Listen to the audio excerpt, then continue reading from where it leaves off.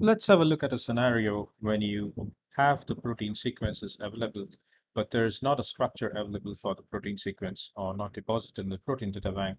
And on top of that, you don't find an efficient sequence identity, let's say sequence identity over 30% with the template structures if you do a blast search for that matter with the target sequence.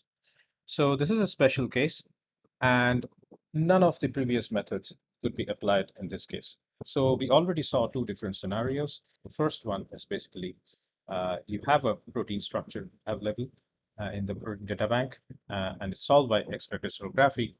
But there are certain regions missing in the structure, or there's certain residues which are not being able to resolve the structure. And then you can model them as loop regions by using the builder tool in PyMod. And the second scenario is when you don't have a protein structure available, but you have the sequence, the primary sequence of the amino acid residues available for that protein structure. And you model that protein structure based on some template structures, which are homologous with that of the target sequence that you're interested in. And that homology should be at least 30% identical. Now, this is a third scenario where you don't have both. You don't have a protein structure as well as you don't have the homology with the known templates. So you resolve to methods which involves ab initio prediction of the tertiary structure or the tertiary folds in the protein structure from scratch uh, without using the information on the sequences. So this is basically structure-based modeling. And there are a number of ab initio methods that are available, but the one which we are going to focus on is called threading. And it's a very efficient web interface that you have. It's called I-TASSER by the Zhang Lab in University of Michigan, which does the threading for you. So basically what you do is you divide your sequence that you obtain, and you're interested in obtaining a predicted protein structure from that sequence into different threads or different parts. And for each one of them, you try to get a hit template, that is, try to get a structural component for those fragments, and then finally join them together or stitch them together by different algorithms or different informations. It also involves some amount of artificial intelligence uh, in the process. And then you obtain the final structure of the protein. So it's a very de novo and ab initio kind of method. So simply put, threading is a fold recognition method to model proteins that have the same fold as the protein of known structure, but they do not have the homologous proteins with a known structure. So the model system that we'll be using for doing this threading with I-TASSER.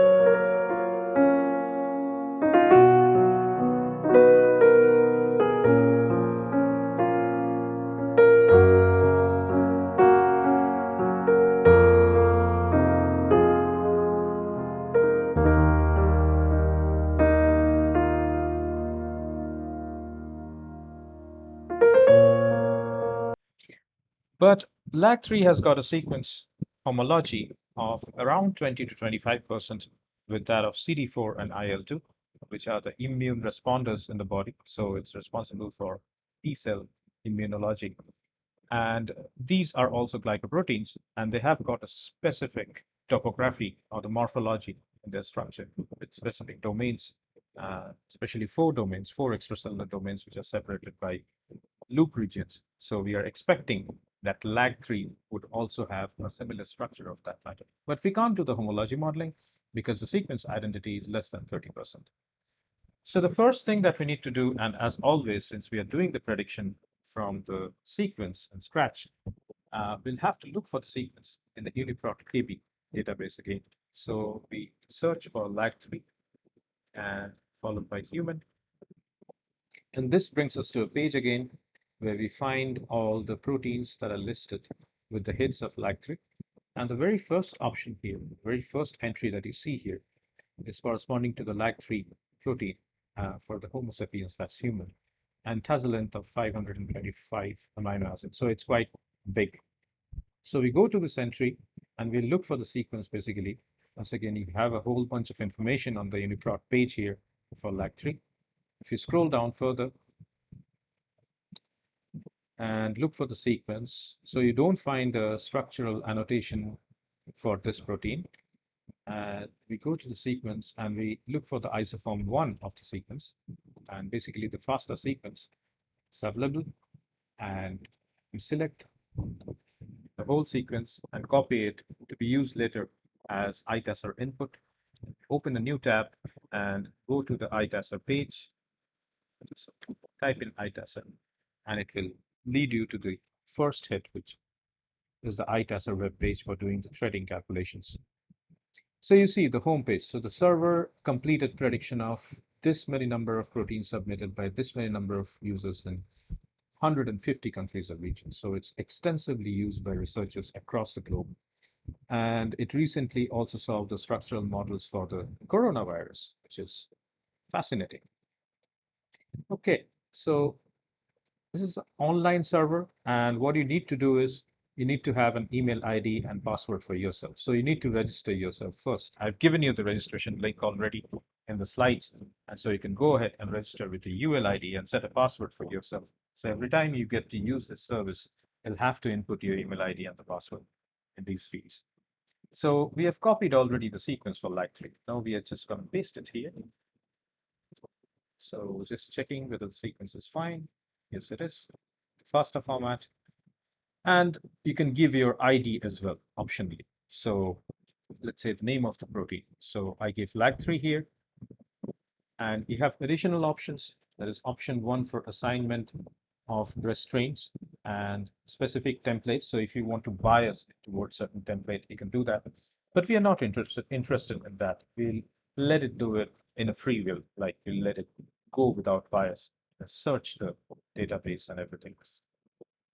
And you have option 2 as well. So if you want to exclude some templates, again, a different kind of bias.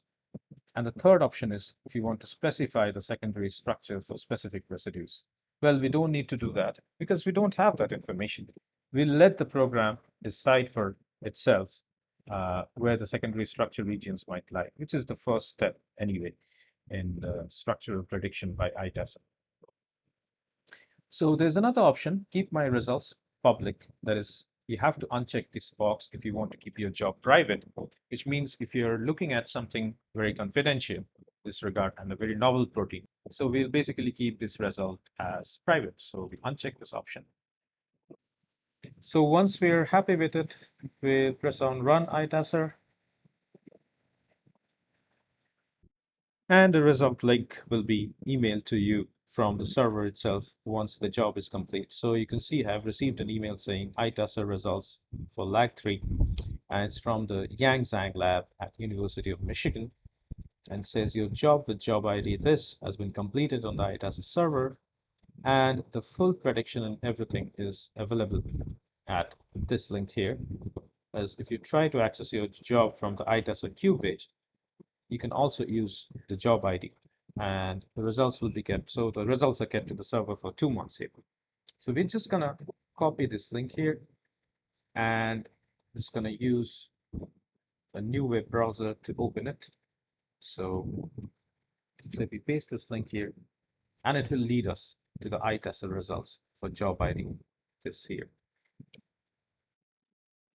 So let's go through the information step by step that's given in the results page. So first of all, you get a compressed directory of the results as a whole, like all the information that's given out here. And you can download it directly by clicking on this link. So the first information that you have here is the input sequence. So submitted sequence in FASTA format, and it's automatically recognized as a protein sequence because of the amino acid 1-letter code that it has. The second information and the very primary step in the I-TASSER prediction method is the prediction of the secondary structural features. So it has its own algorithm that closely relates with the dictionary of secondary structure for proteins, that's DSSP. And so it has this color coding for different secondary structure regions, which is red for helix, blue for strand, So two of the strands together forming a hydrogen bond would give rise to a sheet, and then black for coil. So as you can see, most of the structure here is either strand or a coil with a small region of helix that's formed. Well, it's not really a proper helix. It could be a 310 helix or a short helix that's formed around the middle of the structure, somewhere around here. So there's more to this. If you scroll down further, then you'll find another short region of helix out here.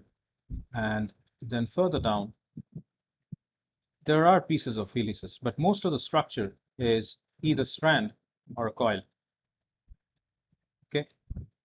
So next we go to the predicted solvent accessibility. So the solvent accessible surface area generally gives you an idea of the amount of buried residues or the amount of highly exposed residues. So the residues which should be lying at the periphery of the structure, or the residues which should occupy the inside of the structure. And most of the buried residues should constitute the binding pocket to the ligands or the antibodies that are supposed to bind to LAG3.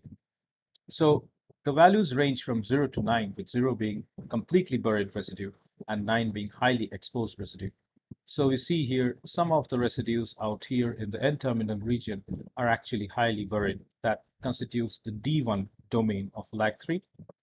And if we go further down, it's a mixture of buried and exposed regions. So the lower the value, let's say the values lower than 5 would be more buried in nature, the residues, whereas the values that are higher than 5 would be more exposed in that regard. Okay, so towards the end, as we reach towards the C terminal, you also find, which is basically the D4 domain, and the last bit here is the intracellular domain. So this part is basically buried inside as well. And for that matter, none of the residues actually hit 9. So we can say that not much of the residues exposed in nature. So the more the exposed the residues, the more the propensity of them forming a random coil structure. So it's a very structured structure, to put it that way. That is, it has a lot of tertiary structural features having secondary structure folds. Okay. And then the next feature that we have here is the predicted normalized B factor. So you already know that the B factor and the temperature factor are numbers which give you an idea of the amount of flexibility in the structure. And they have this predicted B factor values in the form of a graph. And as you can see, the normalized values are having this standard value around here, and the structure, different regions, the different residues in the structure fluctuates around that region. So it's not very exposed again. If it was too exposed, or let's say if the flexibility was much more, or the B factor was very high, then it would have fluctuated to a much higher level, somewhere around this range out here.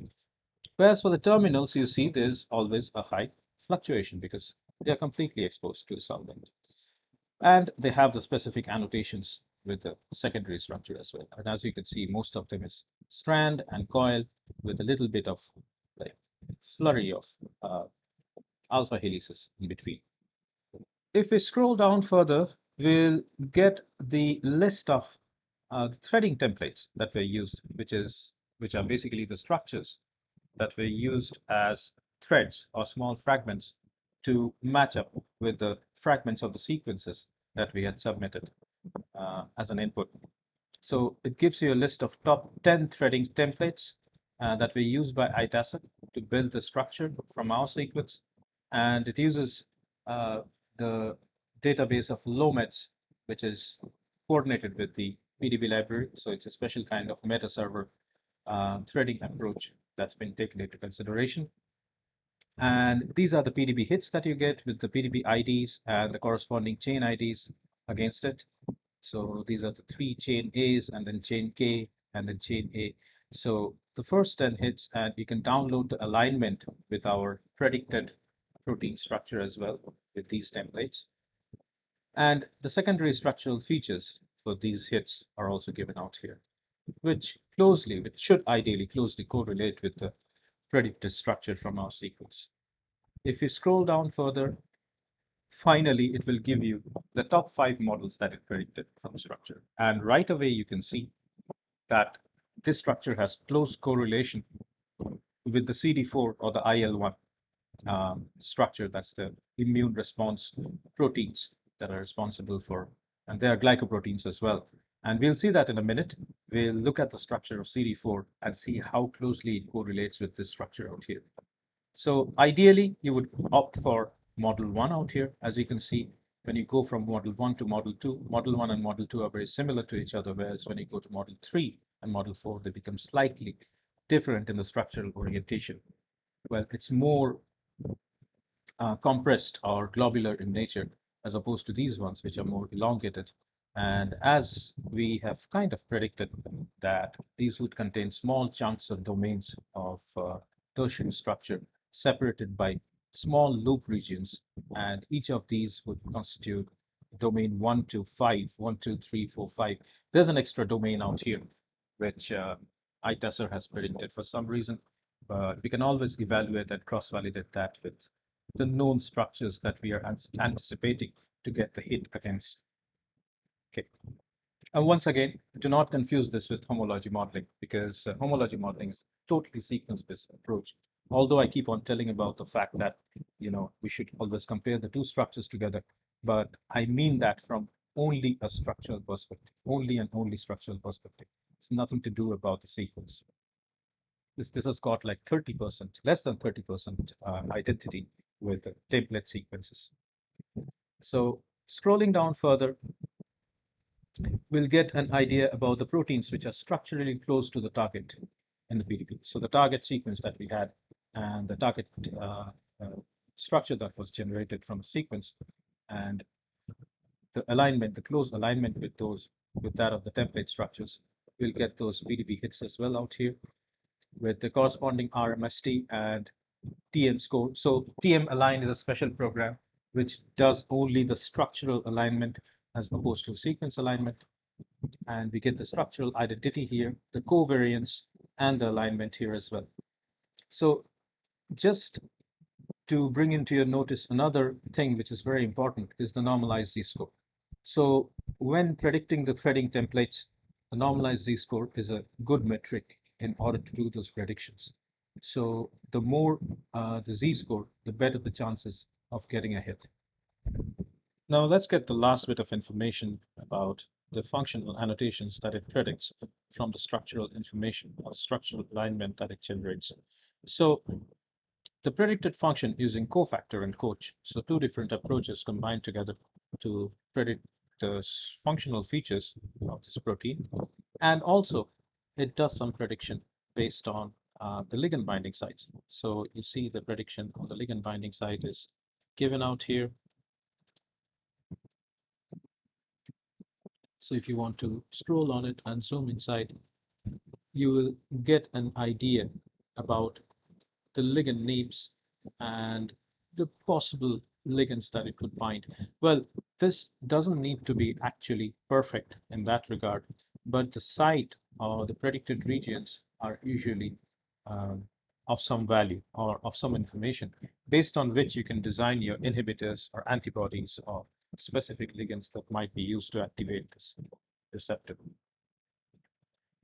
Scrolling down further, you have the information on the enzyme commission number. So if it's a kind of enzyme, then it will predict for you the confidence score of the EC number prediction.